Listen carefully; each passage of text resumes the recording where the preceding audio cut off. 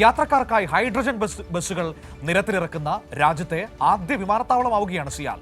നെടുമ്പാശ്ശേരി വിമാനത്താവളത്തിൽ 3 hydrogen fuel ബസ്സുകൾ പ്രവർത്തനത്തിൽ കൊണ്ടുവരുന്നതാണ് പദ്ധതി. ഇതിനായി ധാരണാപത്രം ഒപ്പുവച്ചു.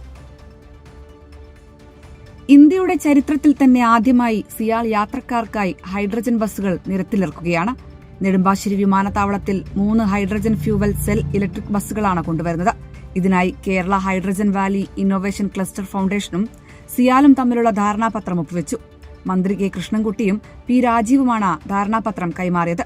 ബസ്സുകൾ വാങ്ങുന്നതിനായി ഓരോ ബസ്സിനും പരമാവധി 2.90 കോടി രൂപ വീതം ആകെ 8.7 കോടി രൂപയുടെ ധനസഹായം ഘട്ടം ഘട്ടമായി കേരള HVIC ഫൗണ്ടേഷൻ നൽകും. 1 വർഷത്തിനകം ബസ്സുകൾ വാങ്ങാനാണ് ലക്ഷ്യമിടുന്നത്.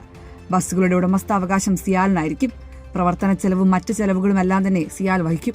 ബസ്സുകളുടെ പ്രവർത്തന മാതൃകയും റൂട്ടുകളും സിയാൽ നിശ്ചയിക്കും. കൈരളി ന്യൂസ്, കൊച്ചി.